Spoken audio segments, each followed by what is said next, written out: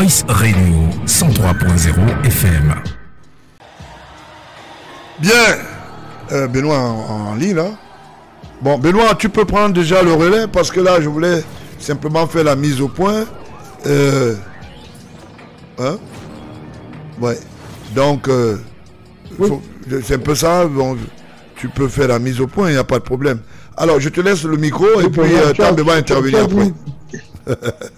Tu as dit beaucoup de choses. Et il est très difficile de revenir derrière toi. Ben, il n'est pas très difficile.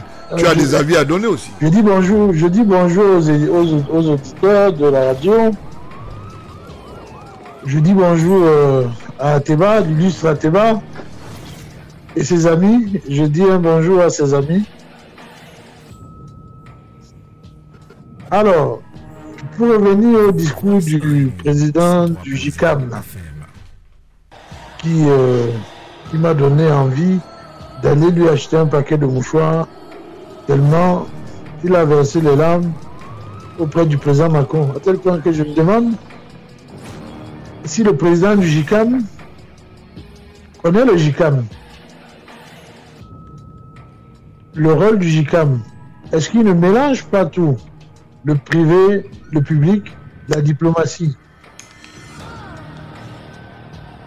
Jadis, il y a plusieurs années, j'ai connu cette institution sous la présidence d'André Fotso et c'était un tout autre fonctionnement, le JICAM. Et j'espère que le président du JICAM sait très bien que ce groupement d'entreprises privées devrait être un poumon pour l'économie du Cameroun, au lieu d'être un instrument qui fait traîner l'économie et réputé notamment par la délinquance fiscale.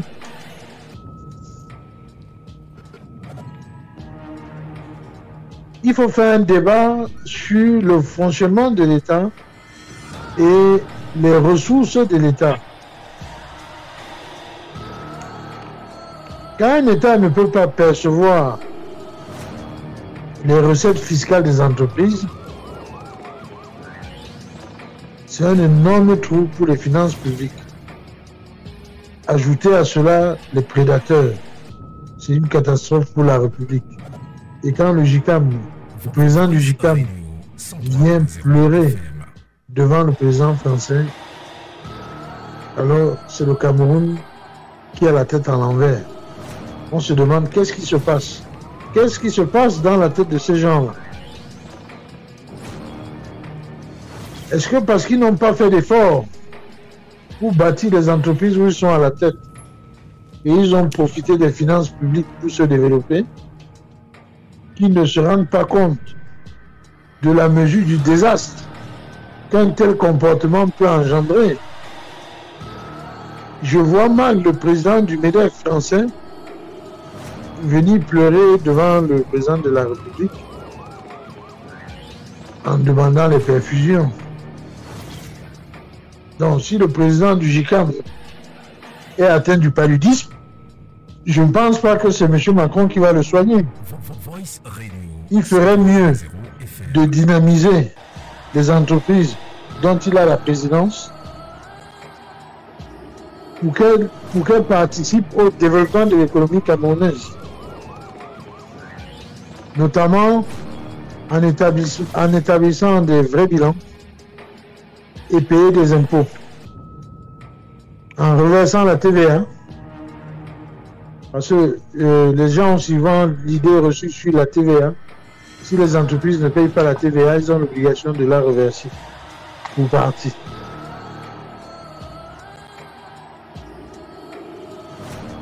Alors, si je laisse cet épisode dramatique pour la République, voir un président, un patron, parce que le président du JICAM, c'est le patron des patrons.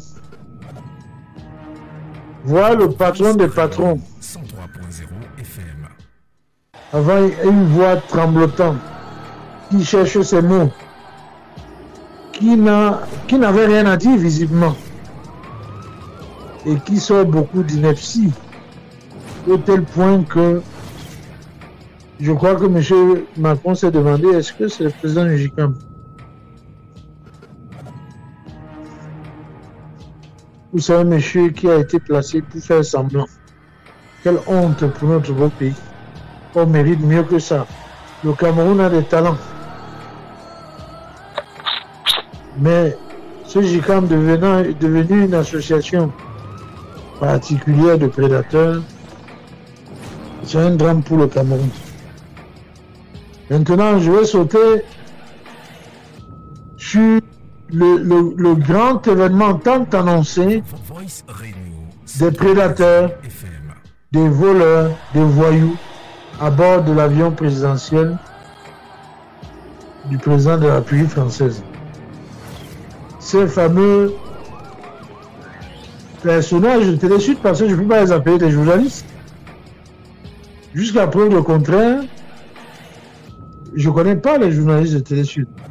Je connais le chef des gangs, Bernard Vauquer, qui est devenu le conseiller spécial du chef bandit du Cameroun, Amogoubeninga, Jean-Pierre. Je connais André Agide, ce vaurien qui faisait rien en France, parce que c'était un vaurien, Bernard André Agide, qui avait une entreprise dans le numérique, qui était plus un nom qu'une entreprise, qui est projeté à la tête des finances publiques annexes. Parce que ce monsieur vit de l'argent du contribuable camerounais tous les mois. Il a quand même 9 000 € de salaire versé généralement par Jean-Pierre Amogoubeninga. Il faut que les Camerounais le sachent.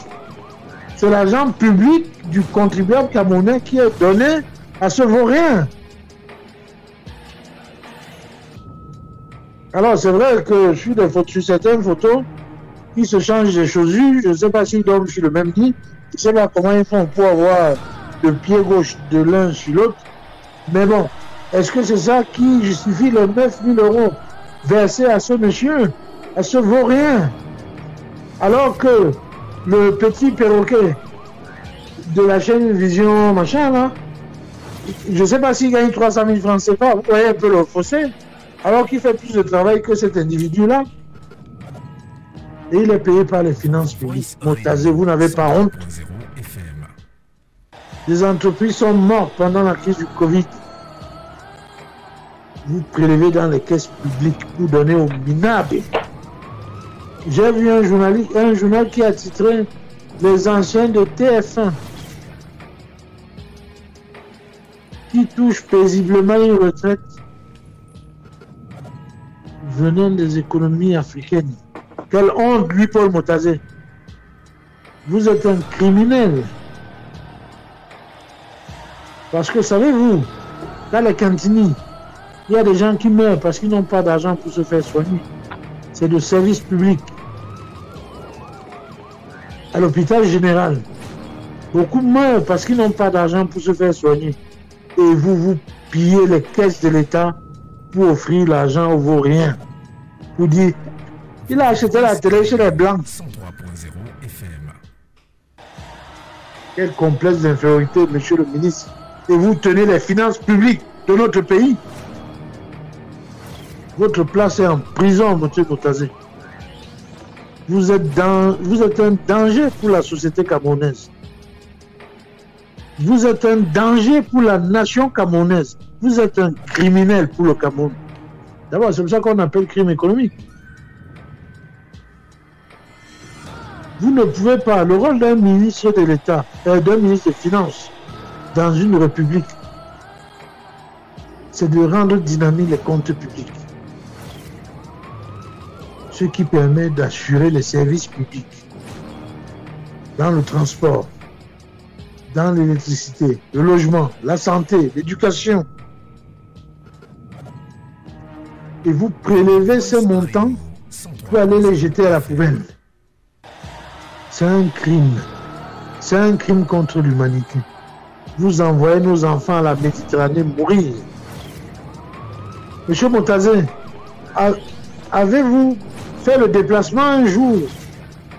sur ces côtes marocaines. Allez voir ces enfants que vous avez jetés à la Méditerranée par votre incompétence, par votre vol à outrance. On se rend compte que vous ne savez même plus pourquoi vous volez. Vous êtes devenu un kleptomane du vol. Votre place n'est pas au ministère des Finances. Votre place est dans un quartier à la prison centrale de Konengi. J'espère que un jour la justice camerounaise fera son travail. Mais concernant ce dossier Télé-Sud, nous ferons tout pour que vous soyez condamnés ici en France. Blanchiment en bas organisé. Monsieur Moutazé, vous risquez 10 ans de prison en France et 900 000 euros d'amende. Vous allez toujours vous cacher derrière la République. Et puis, vous avez créé un scandale grave. Vous avez utilisé les moyens de l'État pour blanchir l'argent. Vous avez sali la République. Vous avez sali le Cameroun. Monsieur Louis-Paul Moutazé, vous détestez le Cameroun. Et vous n'aimez pas les Camerounais. Et j'espère que les Camerounais mettront désormais un nom sur leur souffrance. Louis-Paul Moutazé, Vondoayolo Samuel, Jean-Pierre Amourou Belinga. Inventez le Bami pour inventer le tribalisme. Comme vous avez su faire. Payez ces Camerounais qui ont fini par sombrer parce qu'ils ont oublié qu'il fallait sortir tous les jours travailler pour nourrir leur famille. Ils ont cru que il faut s'asseoir à la maison, mettre le téléphone, débiter les inepties, toucher un Western Union ou aller prélever à l'ambassade quelques sommes d'argent.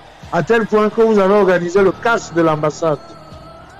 Ce casse, pas les casses des ambassades, le casse, le braquage de l'ambassade. Parce que ce qu'on retient dans le cinéma, dans le novelas du casse des ambassades de Paris, parce que c'est un novelas, c'est un film de science-fiction que vous avez organisé pour piller le coffre-fort. Parce que c'était ça le but. Et au passage, faire disparaître quelques preuves. Quand c'est pas l'incendie, c'est le casse. C'est très grave. Plus vous allez rester à la tête de ce ministère, plus le Cameroun aura mal. Le Cameroun sera en souffrance. Vous vous rendez pas compte. Un ministère aussi stratégique a à sa tête un voyou, un voleur, un brigand, un gangster. Bien. Alors, c'est le représentant du Parti républicain. Il est très remonté parce que du côté de la France... Je n'ai pas fini. Oui, je sais. Je voulais juste que tu puisses te rappeler que Moutazé a trop mal déjà et pas attrapé un AVC. Hein. Bon, voilà, donc tu peux continuer quand même. Hein. C'est le moins ce qui puisse lui arriver. Sait-il combien de gens ont les AVC à cause de ces actions?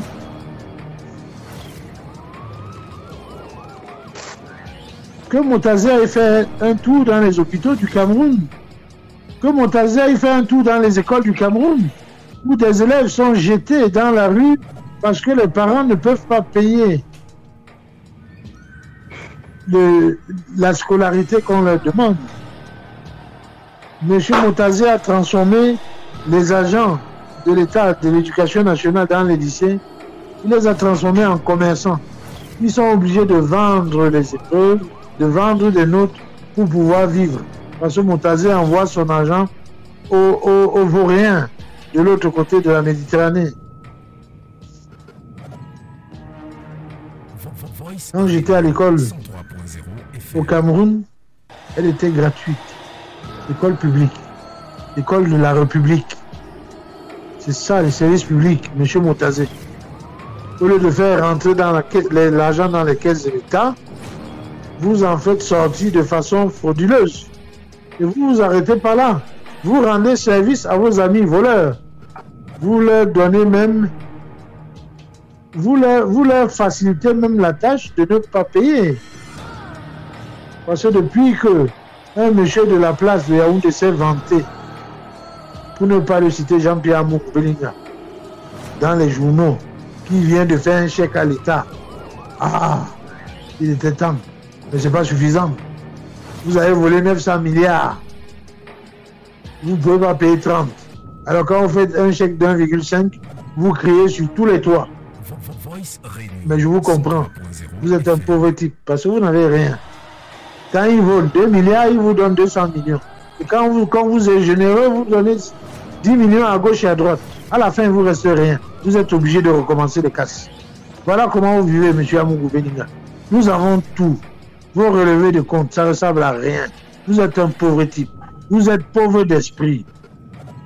Mais je vous comprends. Entre la pauvreté et la manière, vous avez choisi l'autre côté. Les personnes sont responsables de vos vies. Les Camerounais ne sont pas responsables de vos vies. Que les Camerounais sachent que tout ce qui appartient à Amougou Beninga leur appartient. Allez les chercher le moment venu. D'ailleurs, vous pouvez aller les prendre. C'est pour vous. Que les Camerounais de France sachent que la télé, la petite boîte de télé là, ça vous appartient. Chaque Camerounais peut aller là-bas. C'est un bien du peuple. C'est pas un bien de ces gens-là. Aucun Camerounais ne travaille dans cette chaîne. Aucun.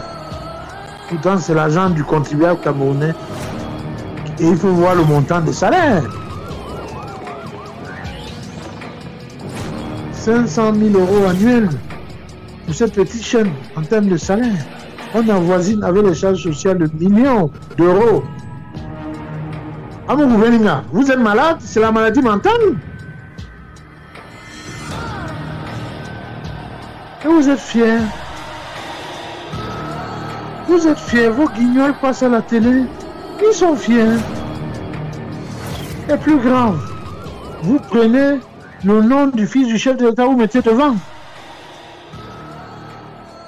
En créant un mouvement illégal et ridicule.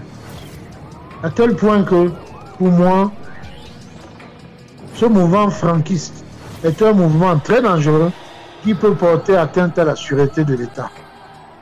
J'espère que les services les ont à l'œil. Ce n'est pas les petits brancardiers, on va dire les petits porteurs de banderoles qu'on a arrêtés qui doivent répondre. Ce sont les têtes pensantes, on les connaît. Vous savez, vous pouvez me donner quelques noms, on les connaît.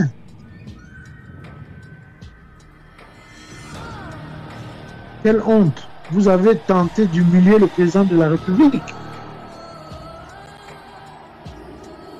Il invite son homologue de France pour une visite officielle. Et comme des affamés, on voit des troubadours qui n'ont rien à faire chez eux et qui viennent déployer les banderoles mouvement des franquistes. Et vous êtes malade. Qu'est-ce qui ne va pas au Cameroun? Du jamais vu dans le monde. Du jamais vu dans le monde. Et comme disait le président, il faut que Franck Emmanuel sorte et dise je ne suis pas derrière. On a vu les enfants de Omar Bongo, on n'a jamais vu ça. Sassou Nguesso à côté, on n'a jamais vu ça. Même Feu Idriss Déby, on n'a jamais vu ça. On peut aller plus loin. Même en France, on n'a jamais vu ça. Que le papa reçoit son homologue français et puis on voit des banderoles à l'effigie du fils. Mais vous voulez tuer le Cameroun? Ah, coup d'état scientifique. On a souvent entendu parler de ce nom. C'est votre but? Et qui est derrière encore? Ça sent le plus proche collaborateur du chef de l'État.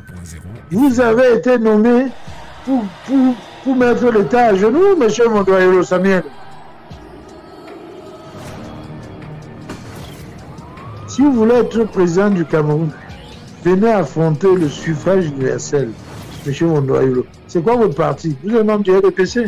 Ah, mais je ne pense pas que vous pouvez prendre la tête du RDPC. Ça va être très compliqué pour vous. Vous irez dans quel parti? Le PCRN?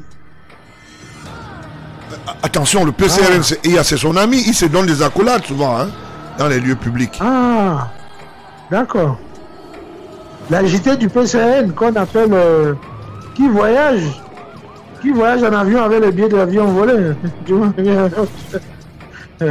Ici on appelle en France le tcha-tcha. Vous volez les cartes bancaires pour acheter des billets d'avion et on voit un député de la nation assis dans un avion avec un billet de ce type-là, interpellé par la gendarmerie française, mais c'est très grave. Qui ne dit mot consent, ça veut dire que... Puisqu'il a... En fait, il n'a jamais rien dit, ce monsieur. Et tout le monde le sait. Le député n'a jamais rien dit s'il a voyagé avec un billet d'avion volé. Non, il ne peut pas dire. Mais il n'a pas besoin. Son ami, son ami a fait le travail pour lui. Tous les Camerounais le savent. D'abord, lui-même, il a toujours dit. Même le costume qu'il porte, on lui a offert. Partout où il passe, je suis Cabral. Même les bananes plantées, on offre. On offre tout à ce monsieur. Même la voiture.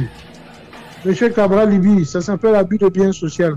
Vous avez utilisé votre mouvement à 11 millions pour escroquer les Camerounais et pour vous faire offrir une voiture au nom de l'association. Donc si la voiture au nom de l'association, ce n'est pas votre voiture, mais vous l'utilisez. C'est un délit pénal. Benoît, je ne t'arrête pas. Je voulais appuyer ce que tu dis. Je tiens absolument, il y a des gens qui m'envoient des messages. Le chef de l'État a des enfants. Et quand un enfant est adulte, il assume ses responsabilités. Il est hors de question qu'on dise que c'est avec la bénédiction du chef de l'État que ce mouvement illégal est en train de se promouvoir. La deuxième des choses ici, il est exigible aujourd'hui que Franck Biya déclare officiellement sa non-appartenance à ce mouvement illégal. Maintenant, en ce qui concerne ces gens qui envoient les flexibles dans les vidéos, dans les machins là, il faut faire attention. On n'a pas besoin d'un éclatement ici.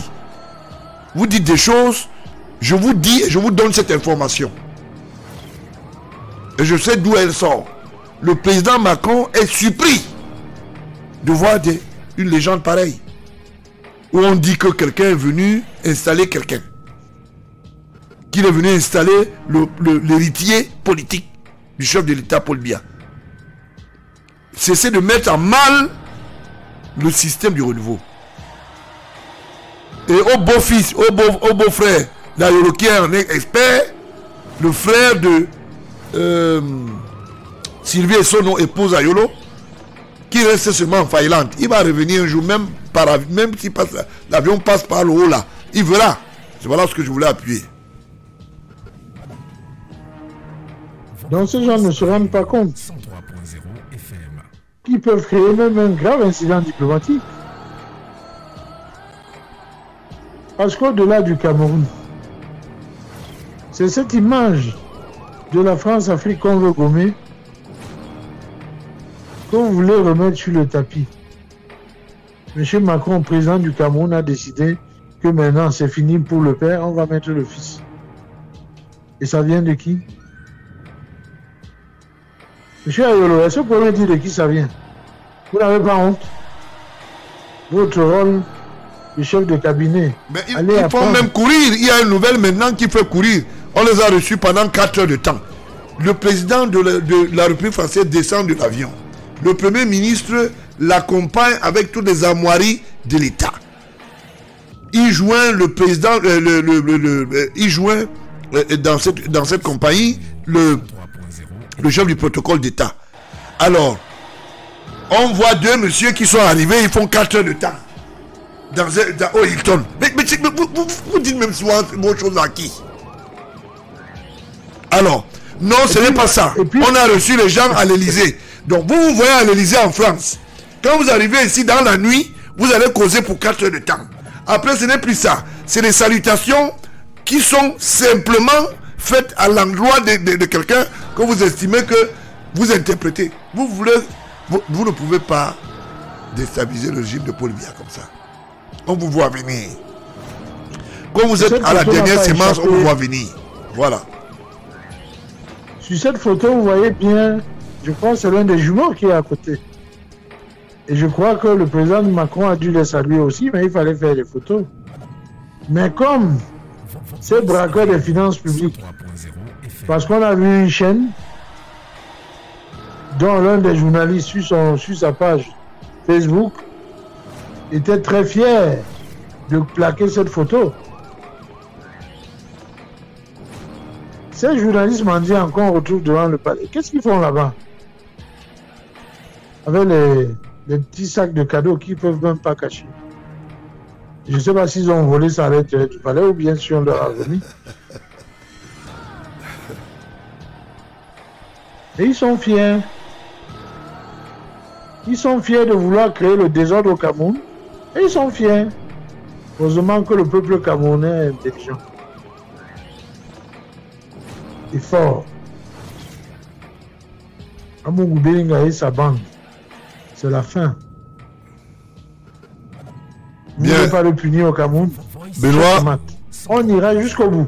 On te laissera souffler un peu, que També puisse prendre le relais. Good evening, Mr. També. Merci, président.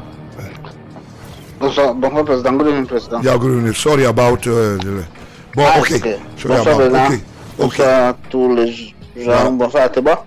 Ok. Bonsoir aux auditeurs de Voilà. Voix Central FM. Ok. You have a line. You know, I don't know. It's what is happening in Cameroon is beyond me.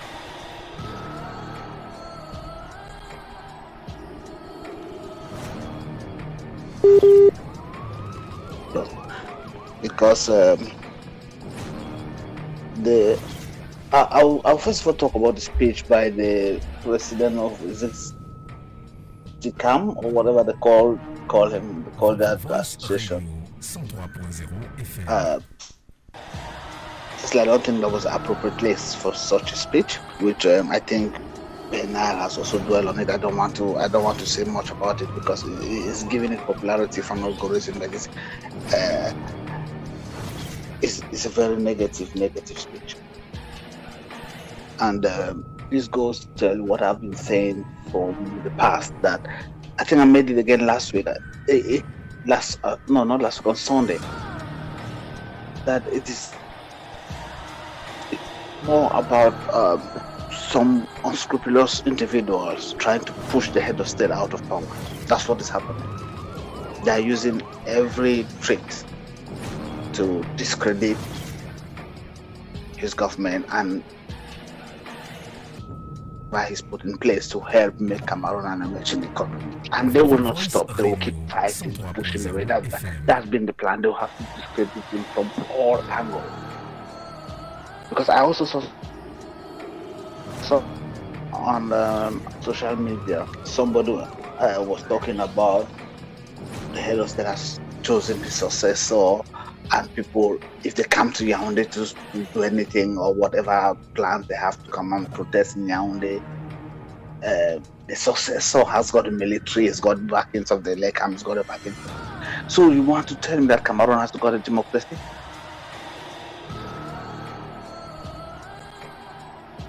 It is ridiculous, and I think such statements are being done, being made with some, I would say, some ulterior motives. One, they want to push the Cameroonian public to the streets and see how the military will react, so that they'll turn around and say, oh, you see, that's the president of states, that's President Paul Biya's government, that's what is happening. They don't want people to protest, they don't want people to do this, they don't want people to do that. So it's like a provocation, and the person that they sent, I don't know his name, I can't remember the name of the person because it's not really interested. It's not really interesting, but it's either that or they're trying to test the Cameroonian people to see what they will say or how they will react. And again, I think the silence of Mr. Frank Biya is also not helping, because the Cameroonian people are trying to believe that he is behind this movement, which is it is sad. It is sad because,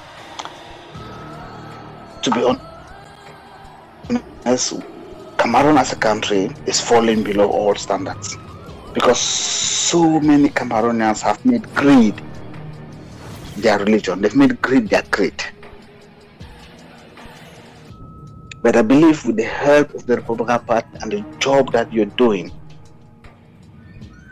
we're going to liberate the country from this greed and corruption.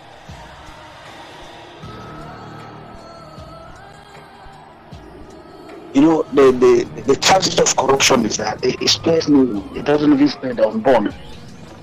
Even the unborn are not spared in this scenario because it affects their lives. So it's something that we have to fight seriously in order to get rid of it because it's not really good. It's not good. Even at the heart of a serious meeting with an president, we have people still pushing. It doesn't look good for our diplomacy. It doesn't look good at all. And I think I want to say, another thing I want to mention is that the fight against corruption and the fight to make Cameroon better, it's not only the head of state himself alone. It's for all of us. We all have to put our hands together to make sure we are really taking Cameroon to that next level. We want to make Cameroon an emerging economy. How do we do it? Is it research actions? Voice Radio. Putting out statements, putting out I don't know how call it, signals that doesn't glorify our country. It is beyond me, to be honest. And you know, these corrupt individuals, they even go to churches to pray because they know that they are forces of darkness and the light is going to come. So from all angles within the society, they've destroyed it. Look at our young ones now. They can't go to school. They can't even feed.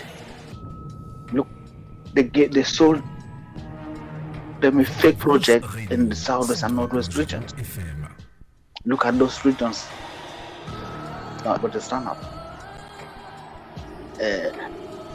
There was some serious business developing between Manfred to Kumba after the construction of the Kumba Manfred Road, getting to Ekok, and Ekom, which is the borders with Nigeria, but it's all dead. That's the impact all these negative actions are having on the economy.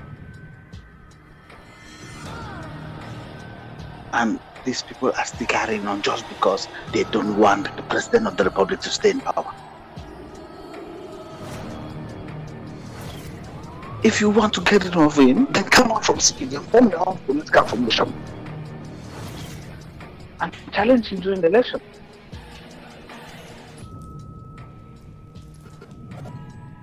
For example, you've made your the head of state is not standing, you are still standing. So the others should do the same. If you want to campaign, if you want to be president, go by the ballot box. Not punishing the Cameroon masses because of one individual. So now that you've killed so many people, you've destroyed so many lives, you've destroyed the economy. If tomorrow the head of state is not interested, you have to build this economy because he's not going to stay there forever, and he's never told you that he'll stay there forever. And he's reiterated that fact again during President Macron's visit. That come time, you will know if he's going to stand or he's going to go on time and kill it. What don't they understand? He's not said he's going to hand over power to somebody, and he's made a statement. I think about 3 years back. I know he's made a statement. I can't remember when, but he said Cameroon is not elevated to come on the fire royal.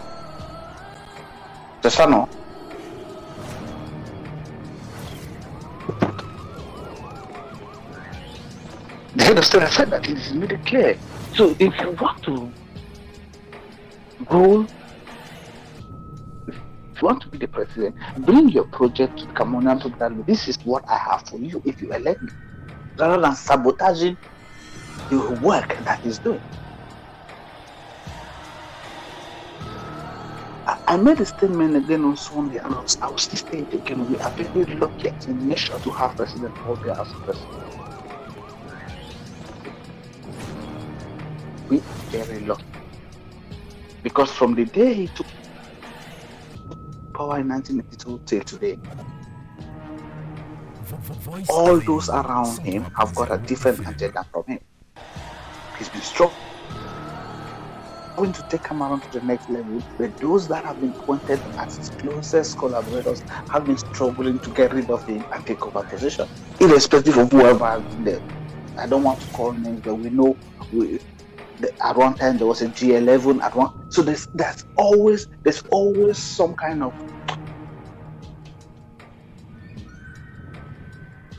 negative or different agenda from that of the head of state. And it is shameful, and it is I lack words, to be honest. I know another situation where somebody has been on retirement, and all of a sudden he got the position, whether it is whatever, and all of a sudden 3 of the children are studying in the UK on 15 million international fees a year. Multiply that by 3. How can a CEO with on retirement have that kind of money? That includes housing. You tell me that head of state is doing that? No. If you have been given a position of authority, that you are the CEO, for example, the CEO of Manu, or the CEO of Mafia, or the CEO of Limbe, wherever, or even if you're a mayor, even if you are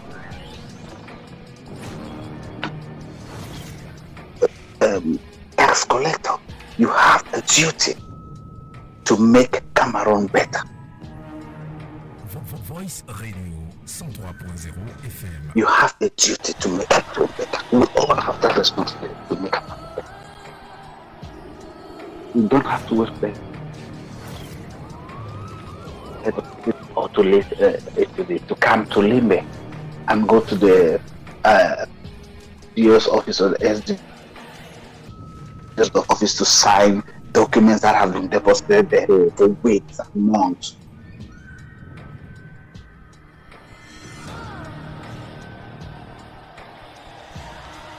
It is sad. It is sad. It makes you wonder the thinking, the thought process of those who are really working with the head of state. It makes you really wonder what direction are they taking the country? What do they really want to achieve? 103.0 FM. Because at the height of so many issues that we've had as a nation, and we're struggling to come out of it, then we have President of France coming to come out for some kind of diplomatic talks or consultations or whatever.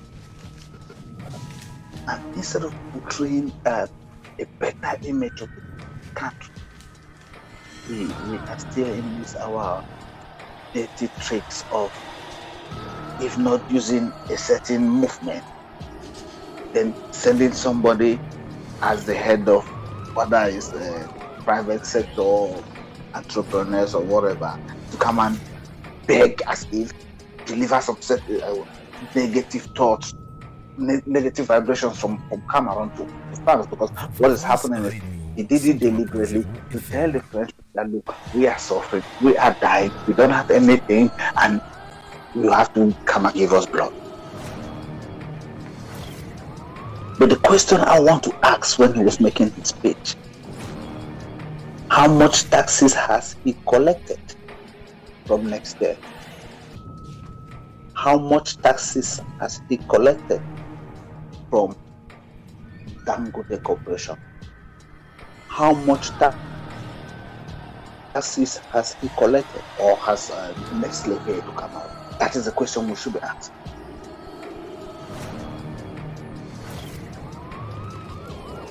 Because I believe, as a head of that kind of structure, that kind of an organization, you should be asking your Voice Radio you should be 103.0 FM. asking those corporations that you head to at least make sure they forget their financial and fiscal financial obligations to come out and pay taxes, and then you can use those taxes to generate growth and generate employment and diversify, rather than using them drink and you taking going out with 18, 19-year-old kids to whatever cafe, nightclubs and all, because that's all what they do in Dollar. How do you develop a country like that with such action? So it frustrating. I personally feel for the head of state, because no matter the effort, there's always somebody, well, a group of people, because it's the same names that's coming up time and time again. Time and time again.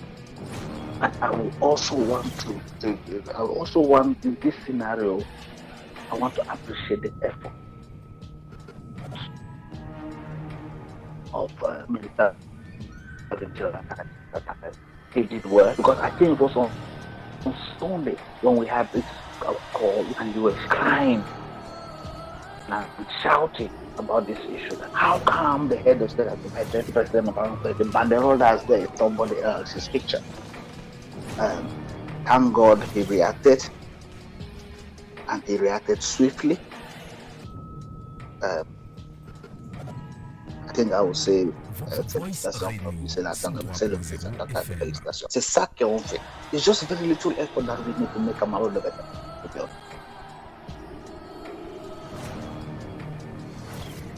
And we need to work together, knowing that we have just one country. We don't have those who don't want it, if you're not happy, you don't like. Every country's got issue. If you're not happy and you don't have something new to offer, then when they say they want to make you minister, they want to give you a position of authority, tell the government, tell the ministers or the president, no, I'm not protected. If you're made the head of the family, count the responsibility. We should not just choose the money, and we should not just decide to say, oh, I will take the position because of the money, and then I will not fulfill my responsibility that comes with that position. It's wrong. So, I think it's high time to start working together for the betterment of the nation.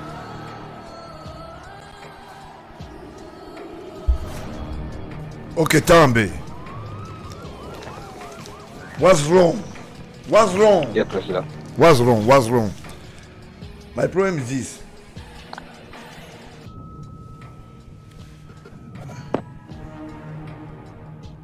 Can you give me any methodology? Hello? I said, see. Can you give me any? I don't know how to call it. How do you are calling? When you have any solution to kick away all the wicked citizens.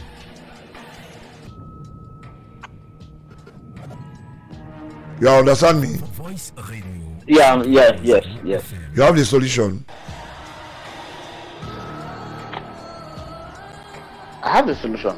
Well, the solution is simple. We just need to do a cabinet reshufflement. Well, when I mean the head of state, and make sure we have some serious people. I'll give you a scenario. For example, in the UK. Before you get into employment, you sign a contract, and that contract comes with responsibility. There are certain expectations that they are expecting from you, and you within your contract there are certain. You have certain action that you can perform, as well as you have certain action that you can't. Which, if you do it, so I think we should start implementing such philosophies rather than Voice Radio 103.0 FM. Ok. for the rest of life, because those are the issues that are pushing people to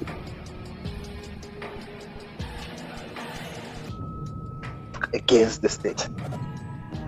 We should be able to punish them seriously based on the contract of employment.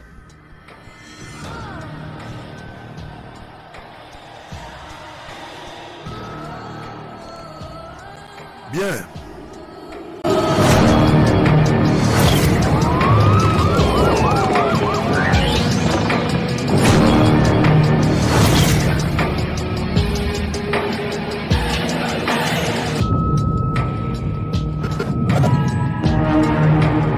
Voice Radio 103.0 FM.